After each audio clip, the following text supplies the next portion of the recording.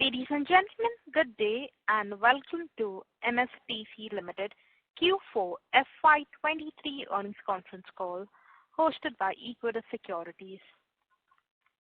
As a reminder, all participant lines will be in the listen-only mode, and there will be an opportunity for you to ask questions after the presentation concludes. Should you need assistance during the conference call, please signal an operator by pressing star then 0 on your touchtone phone. Please note that this conference is being recorded. I now hand the conference over to Mr. Ansh Manik from Equirus Securities. Thank you, and over to you, sir. Thank you. Hello, everyone. On behalf of Equirus Securities, I welcome you all to the Q4 FY23 earnings conference call of MSTC Limited. From the management, we have with us today Mr. Surinder Kumar Gupta, Chairman and Managing Director, Ms. Kanu Kumar, Director of Commercial, Mr. Subrata Sarkar, Director of Finance, and Mr. Ajay Kumar Rai, Company Secretary. We will begin the call with the opening remarks from the management, and then we can open the line for question and answers. I now hand over call to Mr. Surinder Kumar Gupta. Over to you, sir. Yeah, good morning, everyone. Our financial results are out in yesterday's board meeting, and I'm very happy to share the company results with you, with all our investor community. We have achieved couple of main highlights. As far as the total volume of business is concerned, we have a growth of around 120% against 1,36,000 crore. We have achieved the total e-commerce business of more than 3 lakh crore in financial year 22-23. As far as our revenues from e-commerce is concerned, it's a growth of around 18.66% from 294 crore to 348 crore. There is decent growth in the profit also. Profit before tax PBT has increased from 220 crore to 313 crore. That's rise of more than 42%. Profit after has increased from 200 crore to 239 crore. That's a growth of around 19%, more than 19%. And one good thing that should be reassuring to all of you, and of course it is reassuring for management also. We had promised that the provisioning thing we have done all the provisioning, and now it will be history. So last year we had done a provision of around 38.54 crore, and this year it is minus 25 crore. So basically some of it we have got back. So that is a very good sign for the company and for the future results also for the company.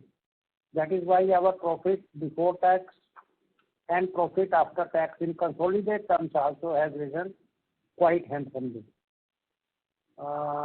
We have done various flagship projects in last financial year, some of which we have been always sharing with you during our quarterly interactions, some of which like spectrum auctions we have already shared with you.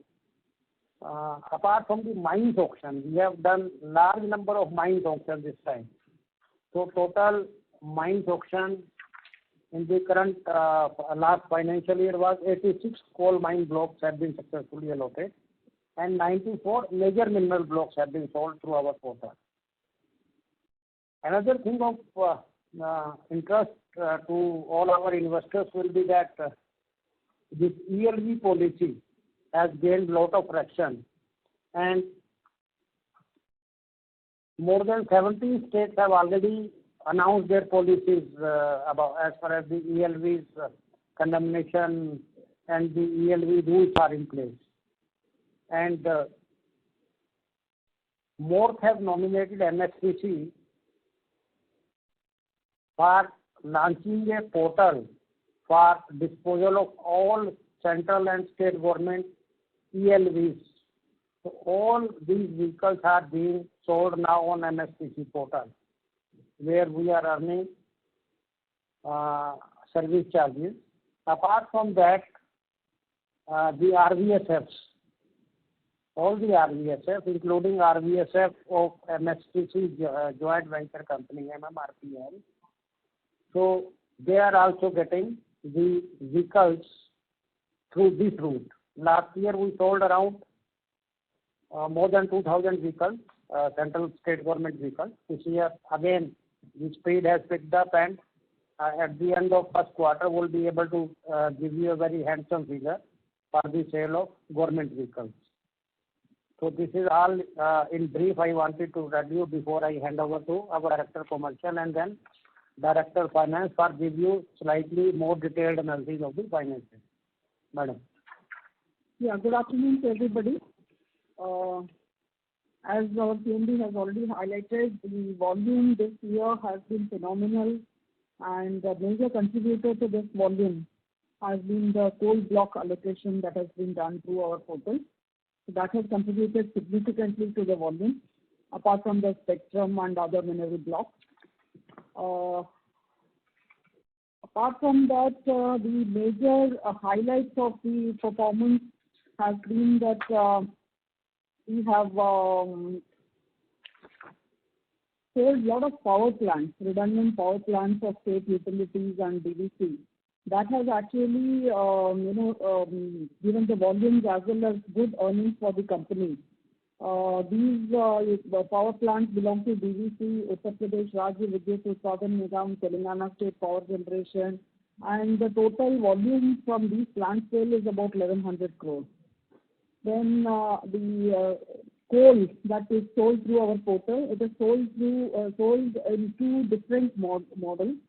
One is called the linkage model, where it is sold to some specified sector of users, and the other to the open public at large. So this specified linkage option, as we call, that also had a significant increase in volume, and it was sold to the tune of about 4,400 crores in the last year.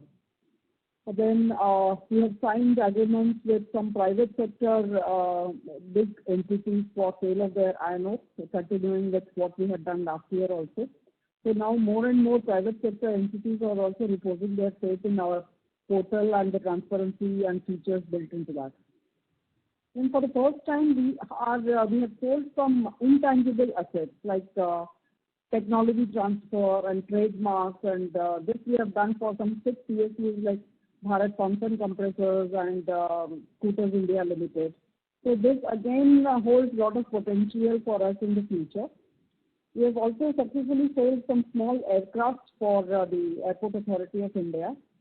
And we have associated with certain small software companies, and going forward this holds a large potential for our e-solutions for various clients. One of the work that we have done, which I would like to highlight here, is a billing software that we had developed earlier, that now we have enlarged its scope to include having a GPS system, integration with the existing software that our clients had, and access monitoring and fraud prevention are also built into that.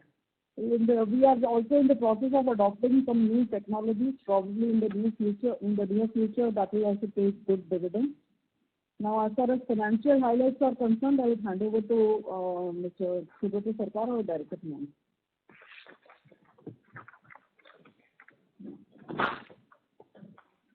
Good afternoon to everybody. So the snapshots are already there, and we have also seen the results. So let me repeat. Like this year, the total revenue has, standalone basis has gone a bit, but here I would like to emphasize, like, let us go by the net revenue, which has increased, because this year we have done away with our sale purchase and associate model, and suddenly we are based on the service charge model only. So EBITDA is little bit, the pre-provisioning is little bit down, and so PBT has also gone up.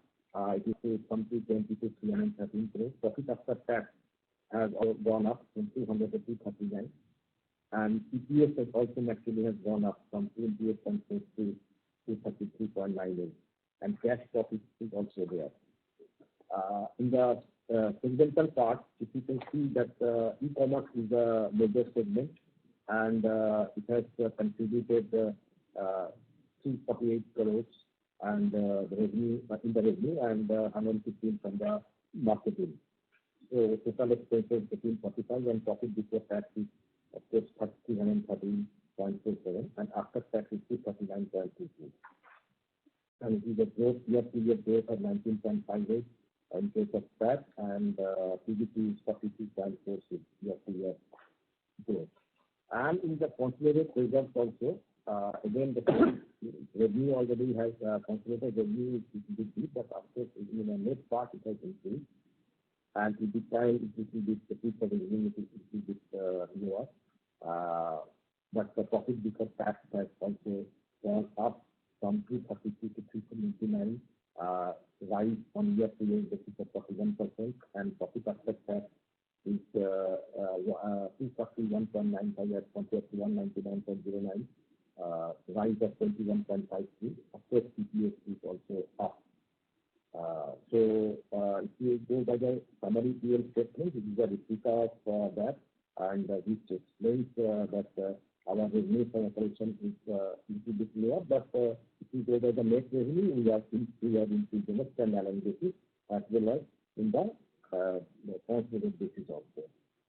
Dividing by lesser employee expenses, benefit expenses, and lesser provisioning, as CMD has already highlighted, we have gone up from 220, PBT has gone up from 220 to 313.47, and tax from 200 to 239.23. So that's all from our side. Hand over to you. Should we open up for questions? Yes. Yes, please. Thank you. Ladies and gentlemen, we will now begin with the question and answer session. Anyone wishing to ask a question may please press star and 1 on your touchtone telephone. If you wish to remove yourself from the question queue, you may press star and 2. Participants are requested to use handsets while asking a question. Ladies and gentlemen, we will wait for a moment while the question queue assembles. Participants, in order to ensure that the management is able to address questions from all participants in this conference, we request you to limit your questions to 2 per participant only.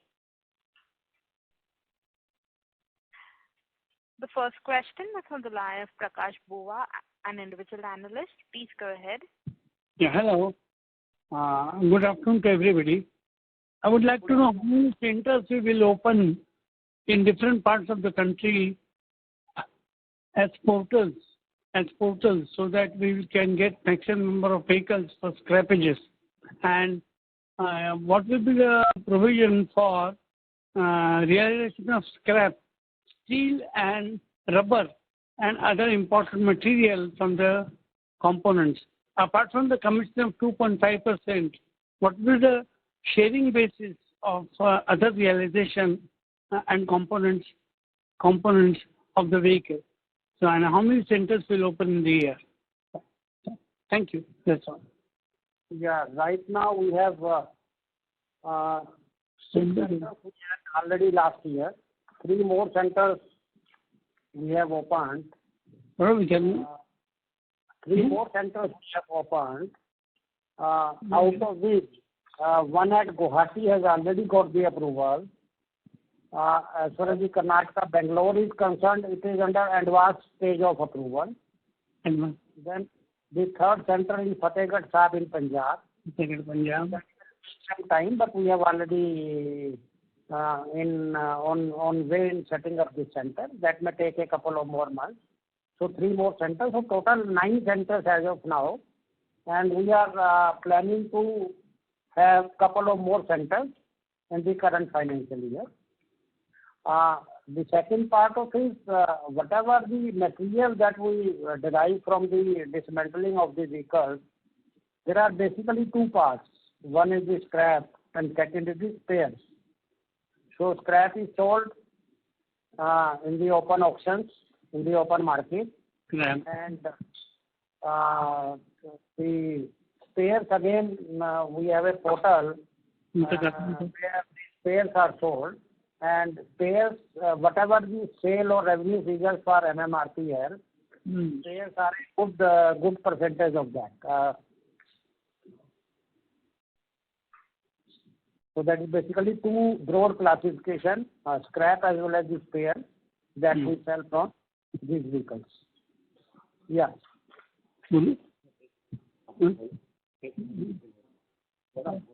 Hello. Yeah. Hello. How many vehicles we plan to scrap in a year? Can you give some rough idea? Possible idea. From Karnataka is having 8 lakh vehicles, I think so. 80 lakh, Karnataka only. So could you give some idea as to what will be the process of disposal? And quarter after quarter, how many centers will open in India now? At Pune and other places, how many centers will be to open? In Guwahati is opened, I think I've seen in the presentation. So how many more centers you will open so that work will speed up? As our Minister, Mr. Gadkari has said, to expedite the process of scrapping, and more vehicles will come. That's right. You see, we are planning to open multiple centers. I cannot give you the figure. I mean, Can you give some idea, some color on that? Some color on number of centers will open. Say 30, 40, 50. No. We are basically planning to set up the center in almost all major states. So that could be around 25 centers in a couple of years, right? Okay. But much will depend upon how much vehicles we are able to source. Right now, the people are not coming forward to sell their vehicles to RVSF because of the price difference which RVSF can offer and which normal kabari wala can offer. So for that, to plug that gap, there is one very positive development. CPCB has issued the guidelines for this scrapping and processing of VLVs. So one major difference for this price was the engine. The unorganized players used to recycle that engine and sell it at a quite handsome price. So that they have now backed. So that engine cannot no longer be recycled. So that has to be bought into that. So that will give us some push. And as we get more vehicles, we are open to basically more number of centers. So basically we are watching the situation. Another aspect of this policy is not only RVSF centers, second is ATS, automatic testing centers, testing stations. That have to come over the state where the public will go for testing the vehicle as per the policy laid down by the various states, commercial vehicle and passenger vehicles. So unless the ATS are in place, the vehicles will not come to RVSF. So this is again going to take a year or so before sufficient number of ATS are in place and we get the vehicles in large number. So as and when the vehicle comes, we are ready to set up more and more centers, and we are in a couple of years planning to have 25 centers covering pan India. I hope I have answered your question. Definite number cannot be given at this stage. What about... sorry to interrupt, Mr. Kumar. May we request that you return to the question queue? There are participants waiting for the answer. Okay. Thank you, sir. The next question is on the line of Pritesh Chheda from Lucky Investment Managers. Please go ahead. Yes, sir. Can you share the progress in the e-sales, scrap sales basically in FY23? What would be the growth there? And what is it as now as a proportion of your e-commerce revenue? Oh, okay. Madam, See, in the year 2023, the scrap played a major role in the e-commerce revenue. It was more than 50%, as against slightly less than 50% in the last couple of years. The volume from scrap, total e-commerce revenue was about 288.60 crores, out of which about 168 crores was from scrap alone. What will be the growth, YOY? See, e-commerce overall growth we are expecting in what we have witnessed in the last couple of years. No. My question is, 158 crores was the scrap sales number in FY23, right? Yeah. Out of what is that growth? 158 versus what number? No, there cannot be any number as such. See, the thing is scrap, it arises and it is linked to the ferrous market as such. It depends on the steel prices. It depends on what is the, how much. Ma'am, I understand that. I am asking 158 crore in FY23. What was the same number in FY22? No, we cannot. Just a second. So last year it was 135 crore. Okay. Understood. 168 crore. That's a growth of around 25%. Yeah, Okay. that was plant sales. So that doesn't happen every year. Okay. So And what is, you have moved your number from, let's say, the e-com business has now moved from 290 crores in FY22 to about 340 crores now in FY23, 348. So what is the growth now do you expect on this number? It's very difficult to give basically the future projections, but as the things stand, lot of government sector, private sector is laying emphasis, and with the Government of India policy, cleaner policy, lot of scrap is coming to us. So whatever growth momentum has been there for last couple of years, we are hoping to maintain that. So we are working hard to maintain that at least. Okay. My second question is, ma'am, when you look at the balance sheet, there is increase in the other financial liability and there is a corresponding increase in the cash. Can you explain what is this? And second, if I have to understand your balance sheet, what actually will be the net cash in your balance sheet? Will you have net cash and what will be that number? Yeah. Can you hear me, sir? Yes, sir. Yeah. So it's very simple. First, I answer your second question. That is very relevant to this. That is, what is your net cash? So look at our balance sheet.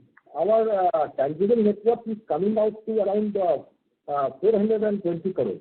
So you can equate less certain receivables. So it is around 400 crores. We can say that we have a tangible net worth, and that is our own cash. That we can say. Very precisely in accounting terms, what we can say as an account. Okay. And coming back to your first question, like there are some certain temporary inflow outflow in our business. So that is there in the happening so that the cash and cash equivalent has also increased, as well as the other financial liabilities has also increased. But what you rightly pointed out, that is our net cash, it is around 400 crores. That is our tangible net worth. Then what is the progress on the private customer side? If you recall Sorry that. to interrupt, Mr. Cheda. May we request that you return to the question queue? There are participants waiting for their turn. Thank you. The next question is on the line of Dikshit Doshi from Whitestone Financial Advisors Private Limited. Please go ahead. Thanks for the opportunity. My first question is related to the end-of-life vehicle business which we started this quarter. So you mentioned that in the previous call you mentioned that the end-of-life vehicle of only the government part would be around 15 lakh, and we have sold around 2,100 this year. And I think the deadline was 31st March, next year. So do you expect that a significant part of that 15 lakh can come up in FY24? And related to that is, you also mentioned that till 31st March, that portal will be on a fixed fee, and from 1st April it will be on a percentage basis. So just to confirm that. Yeah, that's right. I mean, up to 31st March, the number of vehicles were, because it was just the beginning of the policy. So as I had already given you the figure, around 2,000 vehicles were sold in the last financial year. So, I mean, these are the government vehicles I'm talking about, right? As far as the, I mean, one part of it is 15 lakh government vehicles. So it's very difficult to estimate the vehicles, the count of vehicles. So, so we are getting so many figures. So we are not hazarding any guess. But now what the traction we are getting from most of the departments, most of the state governments are now in touch with us. Either they have offered us vehicles or they are in the process of offering vehicles. So I can give you a very rough figure. Around 10,000 vehicles are already there in pipeline, which are under sale or under auction, right? So this is gaining more and more traction, and we are hopeful that this year good part of the government vehicles will come to our portal. It will have two benefits for us. So it will earn us a service charge, and RVSF, in which we are also a partner, so they will also get their much desired raw material. Okay, and so just to mention, so let's say if we have sold 2,100 vehicle last year, what would be the rough per vehicle sale price? Very difficult to say. It's such a unique mix. It's such a unique mix from two-wheeler and defense vehicles. Defense vehicles many times are very heavy vehicles, four-wheelers, three-wheelers. So all kinds of vehicles are there. So very a broad range would also be fine. Could be around 30,000-40,000. Okay, 30,000-40,000. Okay, and right now this regulation is only for the government vehicles. The private vehicle, they are not mandated. They can do on their own, but they are not having any deadline. Right? This, as I explained, you see, there are two parts of it. There are two parts of it. I explained it. That for private also, the government has laid down that after so many years, you will have to get it tested before it gets registered with RTA, right? So for that, one mandatory requirement is automatic testing center. So those testing centers are still being set up by various states, by various private entrepreneurs. So that is likely taking more time as compared to the setting up of RVSF. So once that system gets into place, it is getting again like RVSF. It has taken a couple of years. ATS also is now getting traction. Governments are also setting up under JV or PPP mode. Private investors are also setting the ATS center. So once the ATS centers are in place, perforce the private vehicle, after passing the life which has been mandated, will go to ATS, and if it fails, then it will automatically come to RVSF. So basically that will be the turning point when private vehicles will actually start coming to RVSF. This is one thing. Second thing is we have opened our portal also for selling these private vehicles. In our same portal, even a person like I and me, individual person who has got a single vehicle, he can post his vehicle detail, and RVSF will contact him, will pass on the information to RVSF. They will contact him for buying that vehicle. So that facility also we have given to the general public, and we are popularizing this policy, this portal. Okay. And my second question. Sorry to interrupt, Mr. Doshi. Yeah. Okay. Yeah. And all investors also can popularize this policy. It's mutually beneficial. So that is what appeal from our side to all of you. Yeah, please. Thank you. The next question is from the line of Keshav Garg from Counter Cyclical PMS. Please go ahead. Sorry to interrupt, Mr. Garg. Sir, your audio is not clear. Can you use the handset mode while speaking? Sure, madam. Thank you, sir. Sir, on 28th of April, a news item appeared that Coal India's e-auction platform will go live on May and within 3 months, all the transactions will, all the auctions will move there from MSTC and M Junction. Also, sir, on 20th April 2023, in Economic Times news article came that public sector banks are launching their own e-auction app to sell approximately 5 lakh realty assets, which are currently being sold through MSTC. Sir, so I hope you are at least aware of these developments. And sir, what is your comments on the same? Okay. First question regarding Coal India. With this announcement, we are very much aware. In fact, they had asked all their existing bidders to register on their portal. But thereafter, there was a new policy, which was, it's called the new agnostic policy for coal sales. That actually is meant for, not linking the customers to any particular colliery. It is more of an agnostic policy where any bidder can take material from anywhere. So after that, there was a lot of customization that we had to do in the portal. So whatever work was done by Coal India with NIC for coal sale, that had to be abandoned and fresh, development had to take place. Now this is going to, as we understand from the inputs that we are getting from Coal India and other sources, this is going to take some time. So for this year, we are hopeful that coal business will continue.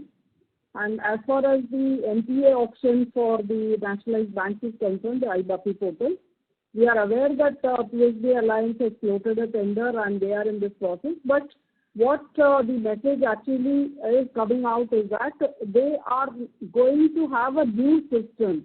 Actually, all these nationalized banks already have a portal called IBAPI, where all the NPAs are first listed, all details, all branches, they are all linked and mapped to that. What we are offering is only an extension of that for the bidding process.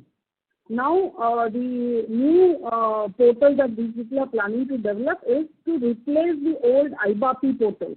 It's a whole new portal itself, which will be having these activities also included in that. As far as bidding is concerned, nothing is mentioned regarding this activity in their portal. So at least for this year, we are hopeful that this IBAPI business is also with us.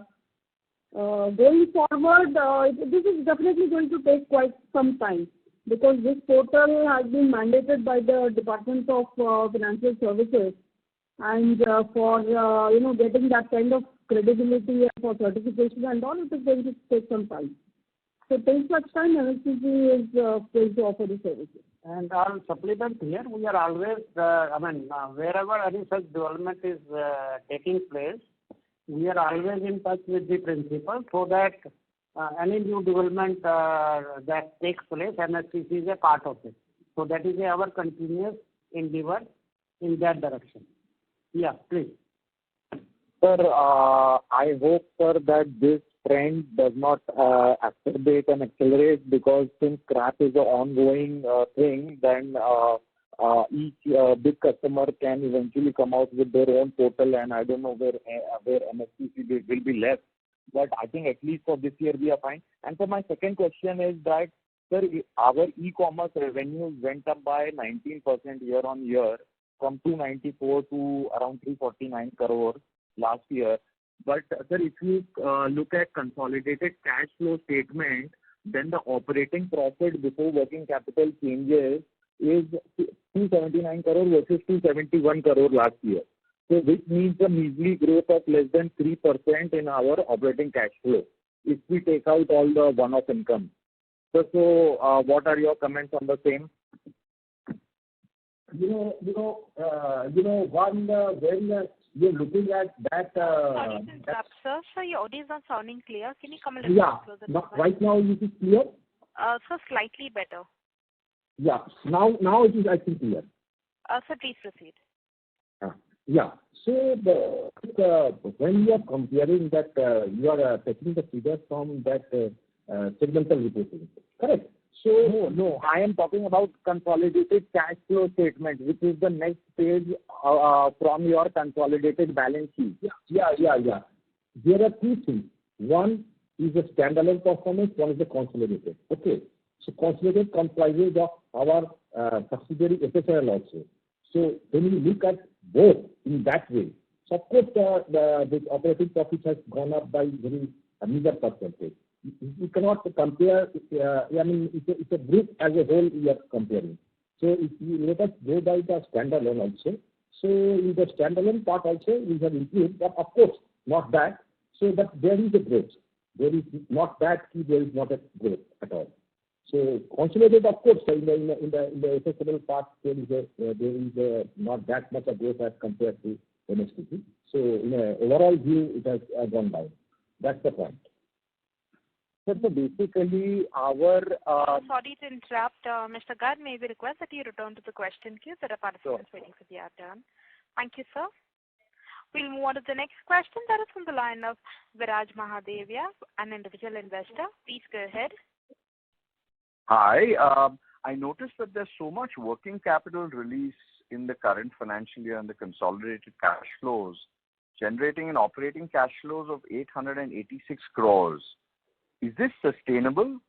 And what has happened with other financial liabilities going up so much? They spiked from 787 to 1350 crores. Yeah. So just now, before I was talking to you, I answered another question also. Like you see, these are some phenomena are very temporary in nature. But our actual, if you go by the liquidity position, our actual standalone basis, our actual cash tangible net worth is around 400 plus crores. So that is the cash that we have our own cash. Sometimes temporary part is there. That's why our cash and cash equivalent also gets increased. That other liability that we are talking about, that also gets increased. These are temporary flows during the course of our business. So that is not that is a permanent. Permanent feature is our own cash. So that is around 400 to 500 crores. That's the position, sir. That you can easily derive from that network part. Right. So, I see 1,500 crores of net cash on books, or 1,500 crores of cash, including bank balance on books, with a market cap of 2,200 crores, and you made FD investments of about 600 crores in financial year 23.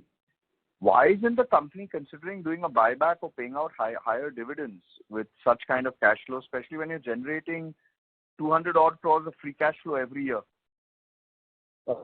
Look, just now I had answered. So right now, this year also we had almost distributed dividend 50% of our debt. But you can that's under 100 crores, right? Yeah, 100 plus 100. So that's the 50% almost we have already distributed, and balance of course is there. We are looking for certain growth prospects. So of course that much of cash should remain with the company. So that is the point. When we are looking at the consolidated position, there is two companies involved there. One is the FSNL and another is the MSTC. MSTC is having cash, as I told you, around 400 plus own cash. Likewise, FSNL has got its own cash flow requirements because it is looking at the servicing industry and giving services to the steel plants for scrap recovery.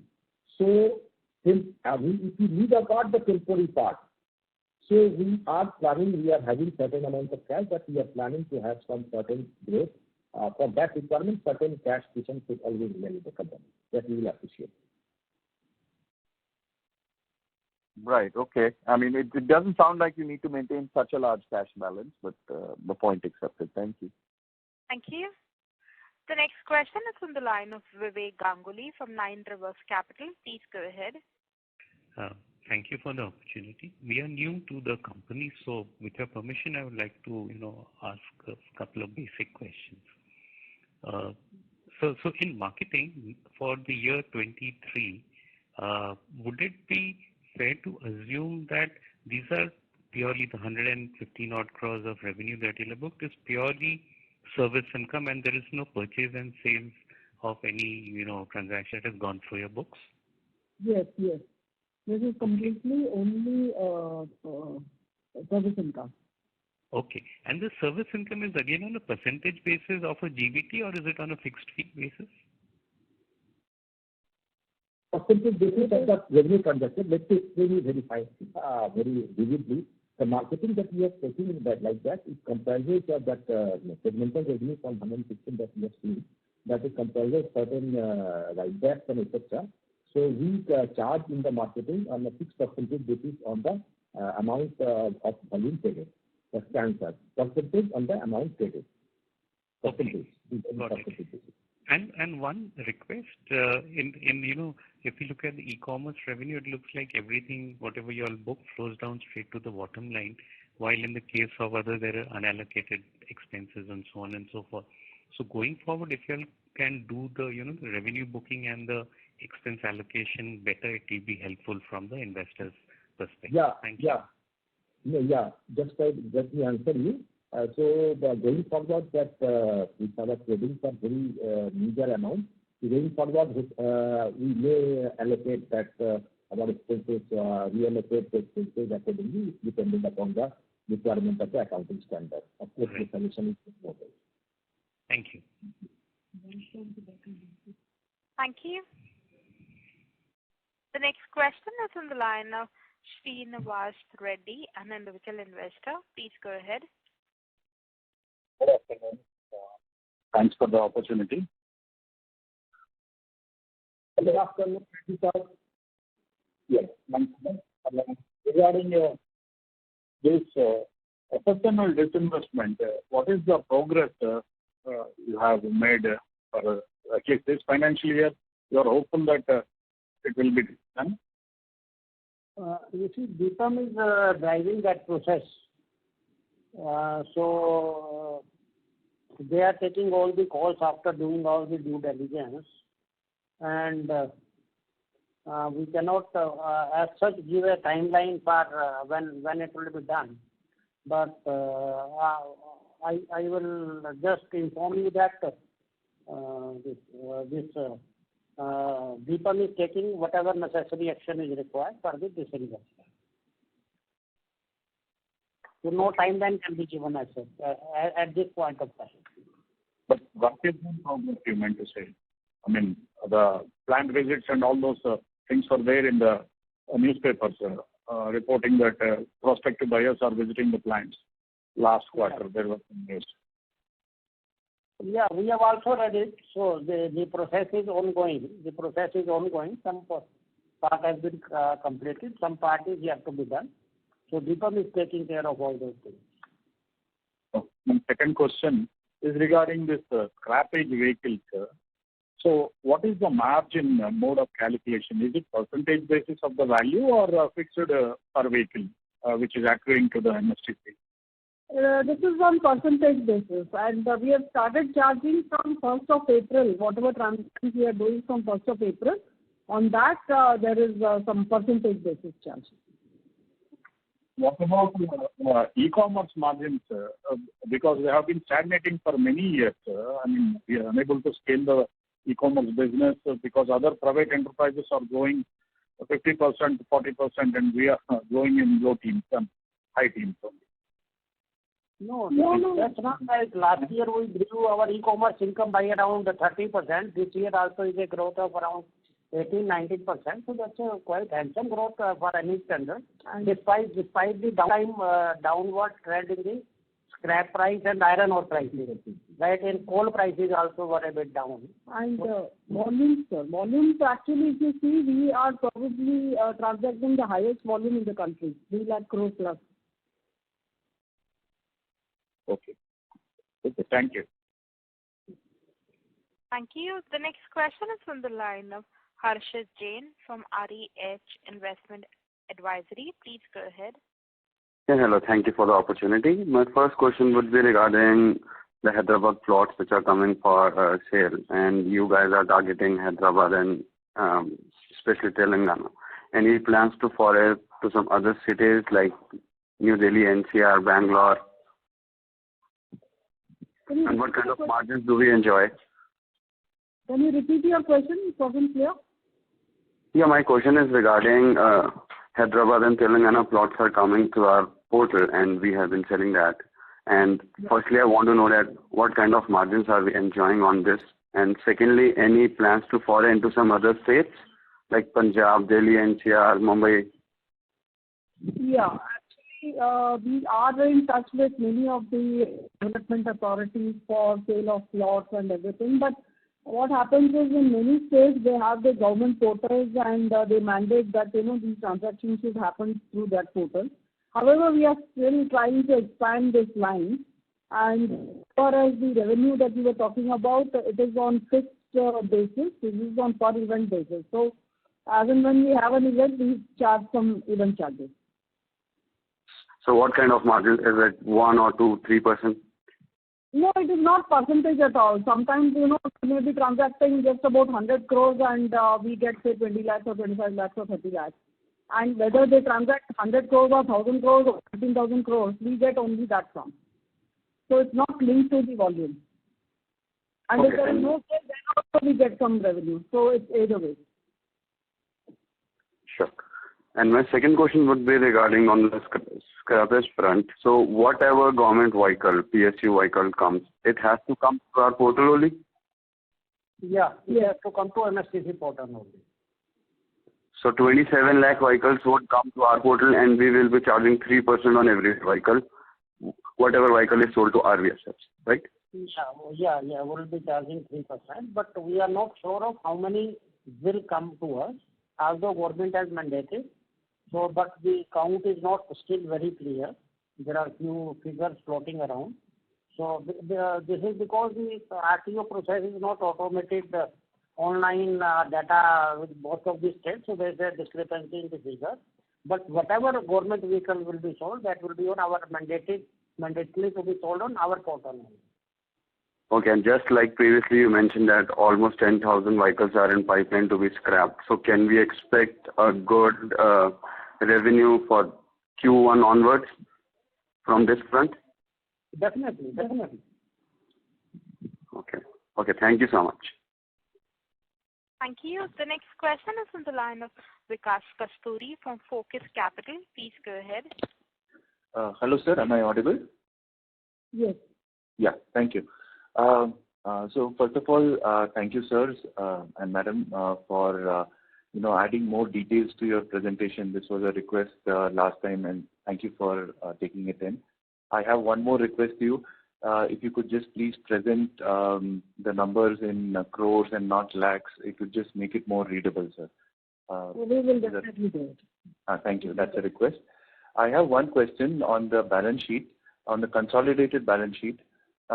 We said that our provisions have gone down in the P&L, but when you look at the consolidated balance sheet, the provision has actually gone up from 62 crores to about 70 crores. So what am I missing here, sir? Yeah. You see, these are the two different figures. When we talk about the provisions, what we do in the P&L, it is on the trade receivables generally we make the provision. Okay. So, and the provisions that we are looking at the balance sheet, these are the provisions for the expenses. So, like it will go up because certain benefit expenses, certain experience valuation things that has to be added on a constant basis, because it is a combination of MSTC and FSNL both, and both have different dynamics. So, like that is the two different aspects that I want to tell you. So that's the point. You cannot correlate this because there are two different things altogether. Provisions, there are trade receivables they appear as a net of provisions in the balance sheet. The provision that we are seeing is a provisions for generally expenses. All right, sir. One second, very quick question, sir. The 110% bank guarantee that we get, so I'm assuming that does not go through the books of MSTC. No, it doesn't. Only the service revenue. All right. Okay. Thank you. Thank you very much. Yeah. That's it. Thank you. The next question is on the line of Pritesh Chheda from Lucky Investment Managers. Please go ahead. Yeah, I wanted to check on the progress of the private customers on your portal. Some years back, you had given to the exchange your tie-ups with Reliance and Larsen and all these and given out some numbers. So what is the progress now of these customers on your portal?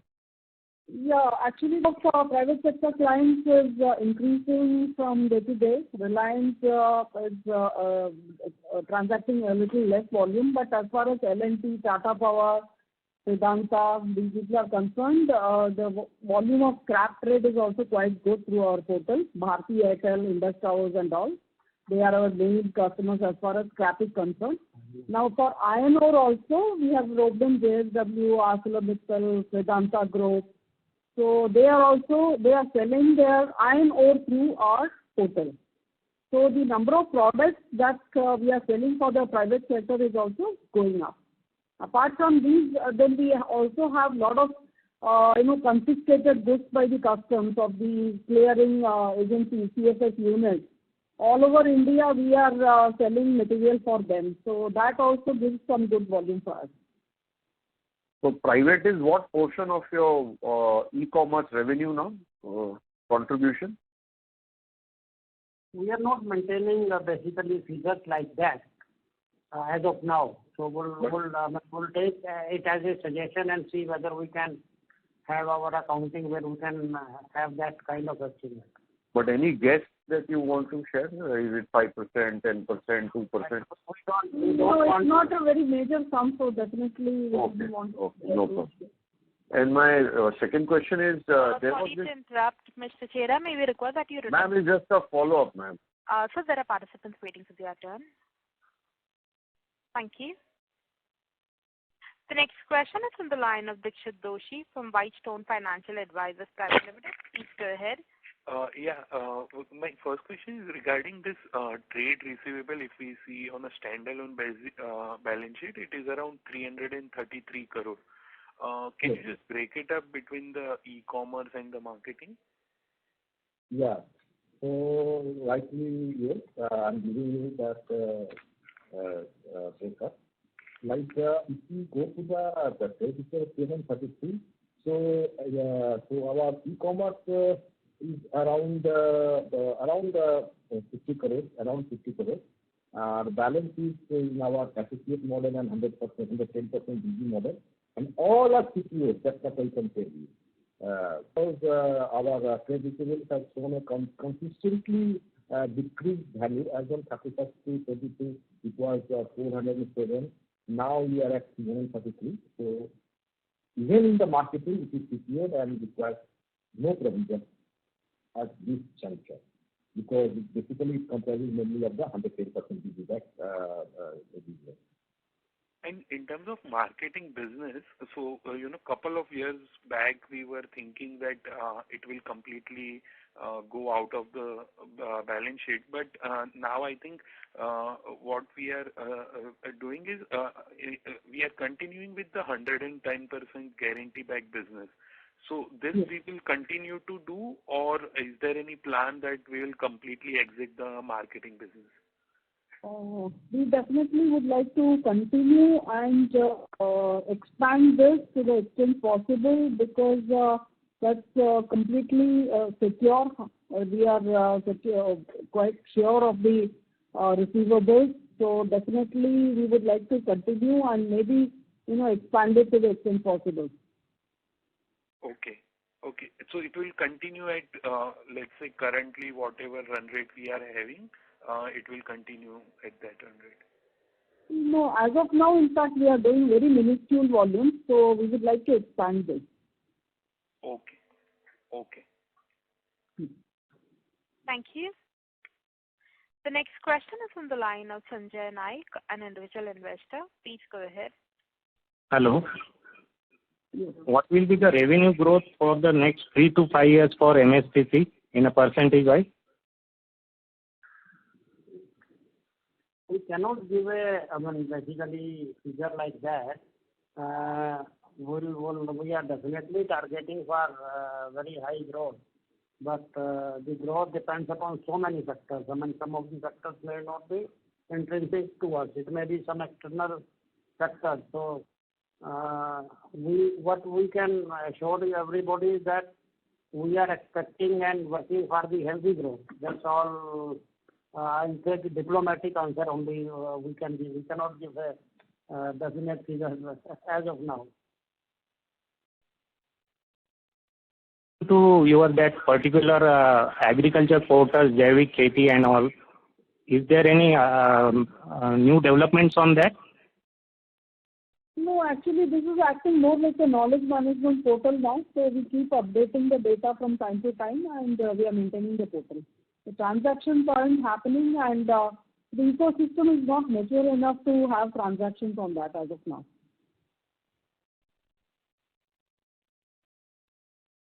With postal department for delivering the particular goods and all that.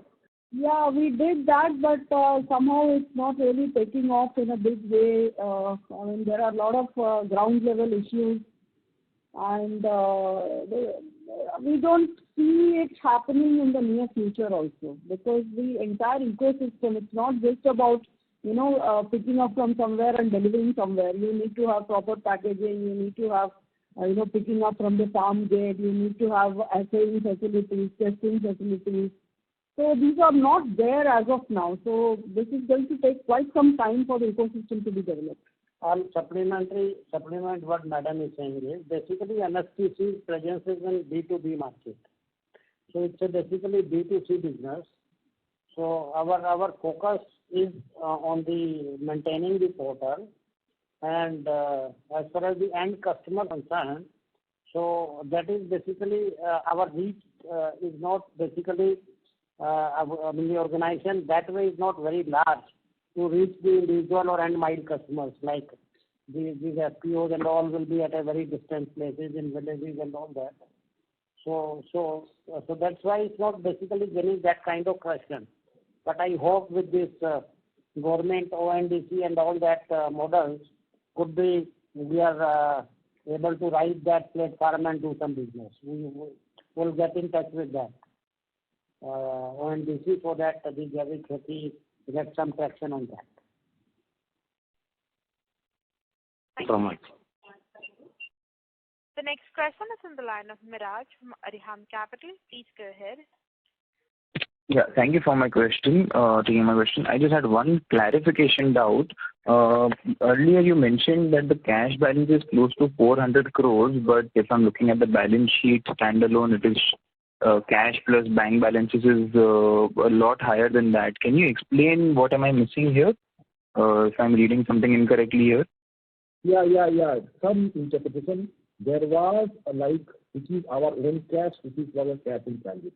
So our own cash, if you go by our tangible net worth, our own cash, our own cash, MSTC own cash, in the standalone balance sheet, which is around 400 plus crores, is our own cash that we own.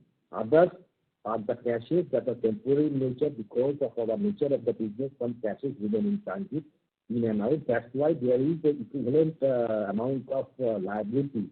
You see, like in the financial liability, that has also gone up as the cash and cash equivalent and the other bank balances have gone up. So that is the clarification. 400 odd is our own tangible net worth that we can tell that it is our own cash, and that is a floating cash that keeps on moving up and down in the course of the business. Understood. Thank you so much. If I have any more questions, I'll get back in the queue. Thank you. Thank you. The next question is on the line of Keshav Garg from Counter Cyclical PMS. Please go ahead. Sir, you mentioned that we had done auctions worth 3 lakh crores last year, and our income in e-commerce was 349 crores. So which means that we are basically getting 0.01% of the auction proceeds. But despite that, our customers are making their own dedicated portal. So that can only imply that I don't think they are much interested in saving that 0.1%, but mostly that they are not satisfied with our portal. So what are your comments about this? Actually, you are, I think, interpreting it in a different way. I would like to put across that 3 lakh crore worth of goods got transacted through our portal. But I also said that majority of it is the coal blocks and the binary blocks that added to the volume. So here we are getting on per event basis, per block basis. So if you actually analyze the e-commerce revenue section-wise, we have got about 8 crores from the coal business, iron ore is about 37 crores, scrap is about 168 crores, e-sale is about 70 crores, and so on. E-procurement, of course, is almost insignificant. So the revenue is actually coming from scrap sale, where we are enjoying the numero uno position in the country, and most of the clients that we have not shown any inclination to move away from our portal, even in the near future. As far as the natural resources are concerned, from the Government of India side, again, we are the chosen service provider. There will be some movement here and there as far as Coal India or somebody, but then we are opening new clients on a daily basis. So that is going to take care of the loss of revenue from people who go away from our portal, and that is few and far between. It is not a phenomena that everybody is going away from us. So most of the business, especially in the scrap sector, is still with us, and with new private sector clients coming up in a big way to us. Definitely we have proved our worth in the market, and that is why they are coming to us. So at least we are not seeing any loss of business, especially in the scrap business in the near future. So that is going to augment well for the e-commerce revenue. Okay, madam. Thank you very much. Thank you. Ladies and gentlemen, that was the last question. I now hand the conference over to the management for the closing comments. You see, one concern of everybody, I'll conclude with this, that in every business, you lose few customers, you gain more customers. So it is always a continuous change and churning. And as far as the MSTC is concerned, its bouquet of services is quite large. The bouquet of customers are quite large. So, and most of the principals, the departments have full faith in the MSTC's capability and the value MSTC brings. So even if some person charges very less percentage, but they insist with MSTC because we give a very good price, very fair competition, and second, the procedures, the security, safety, transparency are unparalleled. And we are meeting all norms of government procurement, government sales. So that is why the customers are having the full faith in MSTC capability. Of course, some business might come, some business might go, but we are maintaining a decent growth in e-commerce after the marketing business is more or less apart from under 10% busy. So our sole focus is on e-commerce, and we are constantly upgrading ourselves, our team, our resources, our portals, so that the customers get much better experience. So that is our continuous process that we are continuing. So with this, I will say that as far as the investors are concerned, I can assure from MSTC management that I hope the investors have been suitably rewarded with the increase in share prices, with the handsome dividends that company is paying to the investors. And those who had faith in MSTC, they have reaped rich dividend, and I believe that and we are all working hard. With that assurance, I can say that MSTC's strength is intact, and of course it is bound to grow. With that, I will conclude. Thank you. Thank you, everyone. Thank you, members of the management team. Ladies and gentlemen, on behalf of Equity Securities, that concludes this conference call. We thank you for joining us, and you may now disconnect your lines. Thank you.